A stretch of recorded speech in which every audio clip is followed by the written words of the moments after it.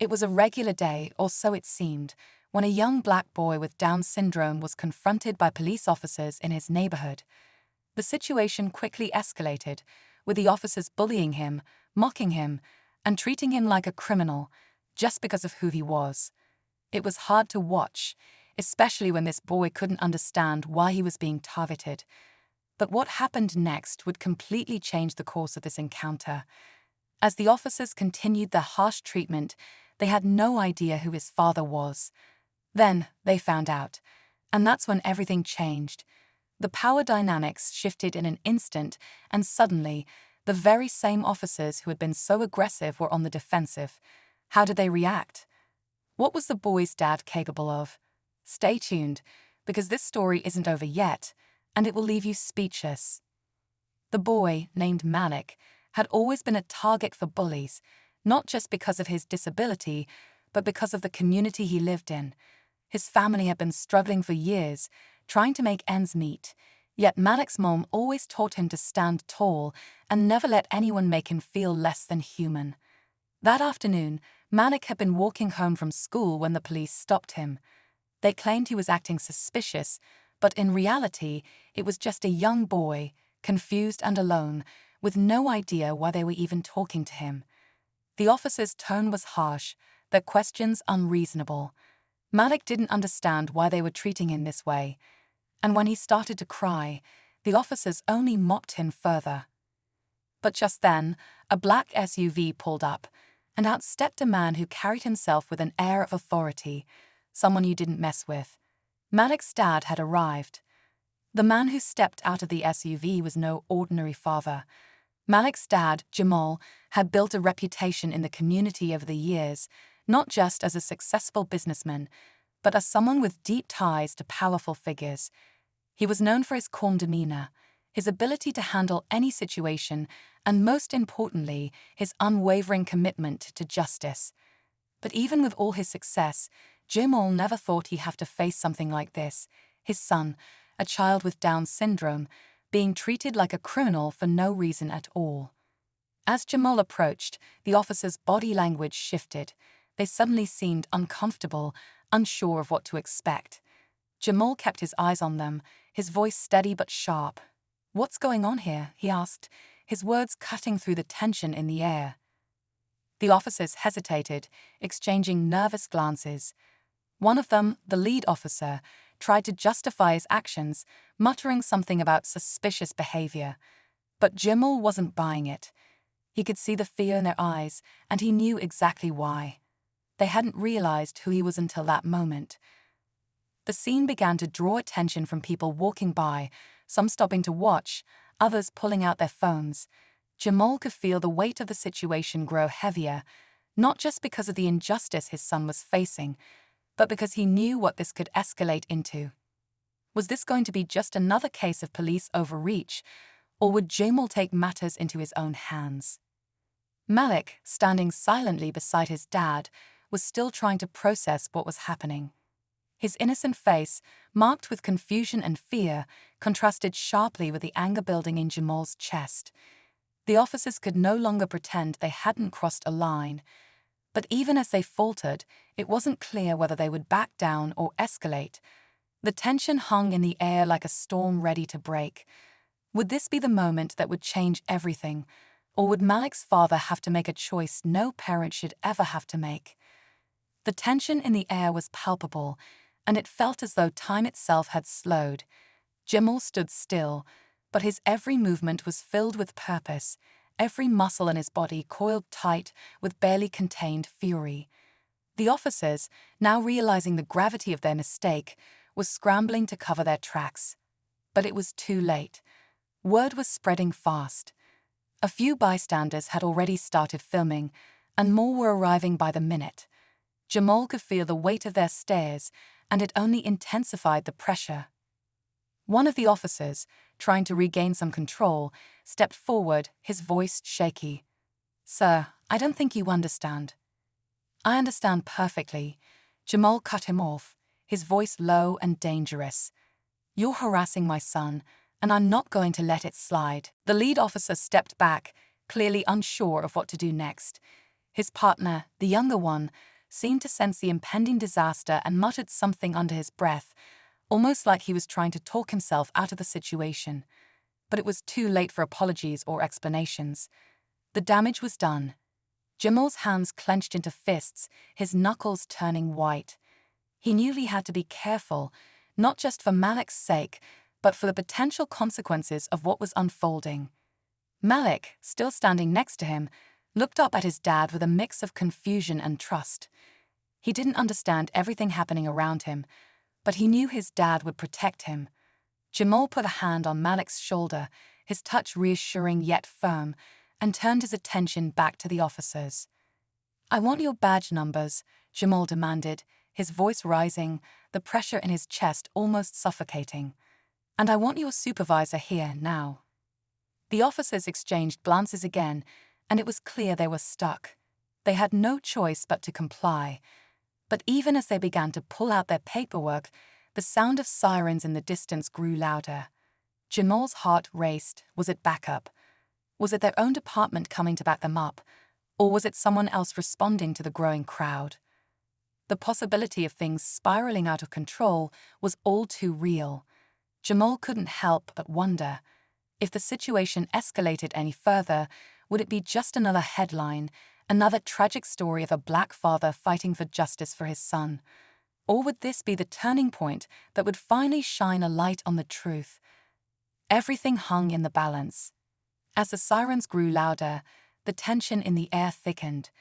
Jamal's eyes never left the officers, but in the back of his mind, he was calculating his next move. He knew how quickly things could go sideways. A loud screech of tires interrupted his thoughts, and a black sedan skidded to a stop behind the officers. The car door slammed open, and out stepped a figure Jamal hadn't expected to see. It was another officer, but this one wasn't from the local precinct.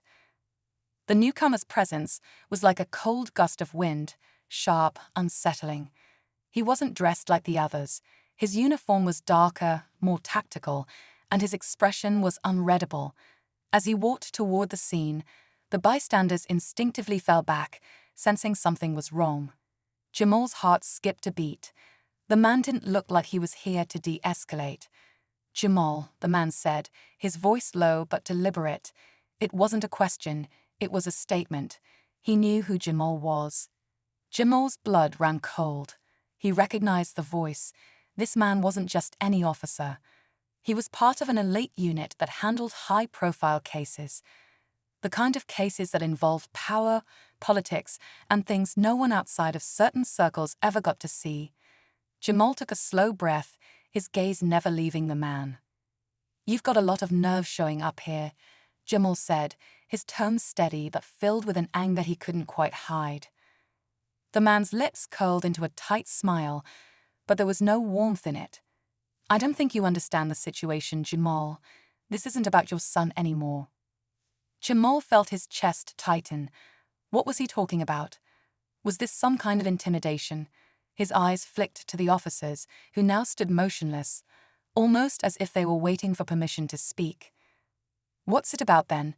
Jamal's voice was sharp now, a dangerous edge creeping in. The man didn't answer right away. Instead, he pulled out his phone and held it up, showing Jamal something on the screen. The footage was grainy, but unmistakable. It was of Jamal, caught on camera, years ago, meeting with someone from a criminal organization. A quiet gasp rose from the small crowd. Jamal's past, something he had worked so hard to leave behind, was suddenly out in the open. "This is what you don't want people to see, isn't it?" The man taunted, eyes gleaming. "We've got plenty more where this came from, so I suggest you think carefully about how you want to handle this." The realization hit Jamal like a ton of bricks. This wasn't just about his son anymore. This was about something far bigger, something they were threatening to expose unless he played along. The stakes had just been raised higher than he ever could have imagined. The crowd watched, holding its breath, waiting to see how Jamal would respond. Would he protect his family, or would he bow to the weight of his past? The moment of truth had arrived, and everything, his son, his reputation, his future, hung in the balance. Jamal's mind raced as the man with the phone taunted him. The footage from his past was damning.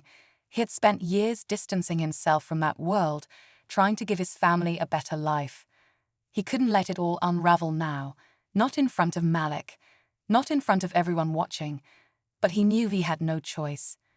The man wanted him to play by his rules, to bend to the threat of exposure. Jamal stood tall, his fists still clenched at his sides. "I'm not scared of you," Jamal said, his voice steady despite the storm inside him. "And I'm not playing your game." The man smirked, clearly thinking Jamal would break under pressure. "You think this is over?" he sneered, tapping the screen of his phone again, as if to reinforce his control. But just then, something unexpected happened. A new car, sleek and black, appeared at the edge of the crowd. It was an expensive model, one that caught the eye of every onlooker. The door opened, and out stepped a woman in a sharp suit. She was older, but her presence was commanding. She walked directly toward the scene, her gaze locked on the officer with the phone. Jamal's heart skipped a beat. He knew who she was. It was Simone Blackwell, one of the most influential lawyers in the city. She wasn't just any attorney, she had connections that stretched all the way to the top: politicians, businessmen, even law enforcement. Jamal had met her a few times in the past, and he knew her reputation. "Is there a problem here, gentlemen?" Simone's voice was calm but cutting, and she didn't wait for an answer. She turned to Jamal. "You didn't think I wouldn't find out about this, did you?" Jamal's confusion must have been evident because Simone quickly turned back to the officers, a smirk playing on her lips. "I'd recommend you stop playing games. The mayor's office has already been notified of this situation, and I have it in writing that these officers were not authorized to detain Mr. Blackwell's son. You might want to check your paperwork before you escalate this any further." The officer holding the phone blanched, his face draining of color. He looked like he'd seen a ghost, and for a moment he stood frozen, not knowing how to react. The other officers shifted uncomfortably, as if waiting for someone to make a decision. Jamal felt a strange sense of relief wash over him, but it was short-lived. The man who had tried to intimidate him, who had pulled out that damning footage, was still standing there, a dark look in his eyes. It was clear he wasn't about to back down without a fight. But the arrival of Simone, with her undeniable authority, had completely shifted the power dynamic. Simone stepped closer to the officer, her gaze never wavering. "You don't want to make this any worse than it already is," she said coldly. "I'll be taking this to internal affairs if necessary." For a moment, no one moved. Then, as if on cue, the officers started backing off, their faces a mixture of shame and fear. The one with the phone stuffed it into his pocket and turned away without a word. The lead officer quickly apologized, stumbling over his words as he tried to explain that it was a misunderstanding. But Jamal didn't hear it. All he could focus on was Malik, standing beside him, still confused but now safe. Just as things seemed to settle, Simone's phone buzzed. She glanced down at the screen, her expression changing ever so slightly. She looked up at Jamal, her eyes narrowing. "You should know," she said, her tone suddenly more serious. "That footage, well, it's not the only one." Jamal froze, his stomach twisting. "What are you talking about?" Simone's lips curled into a small, knowing smile. "Turns out someone else has been keeping an eye on you too. Someone far more powerful than you realize." Jamal's blood ran cold. He thought this nightmare was over, but now it felt like the story was just beginning. The officers were gone, but the real danger was far from over. The twist was simple: someone out there knew more than they should, and their grip on Jamal's life was far tighter than he'd ever imagined. The real question was, who else was watching? Jamal stood in stunned silence, his mind racing as Simone's words echoed in his ears. But as she walked away, he realized something crucial. He had made it through this storm. His son was safe. For now, that was enough. As he glanced down at Malik, still clinging to his side, Jamal made a promise to himself. He would protect his family, no matter the cost, no matter who was watching. Simone's warning lingered in the back of his mind, but for the first time in years, Jamal felt like he had control of his life again.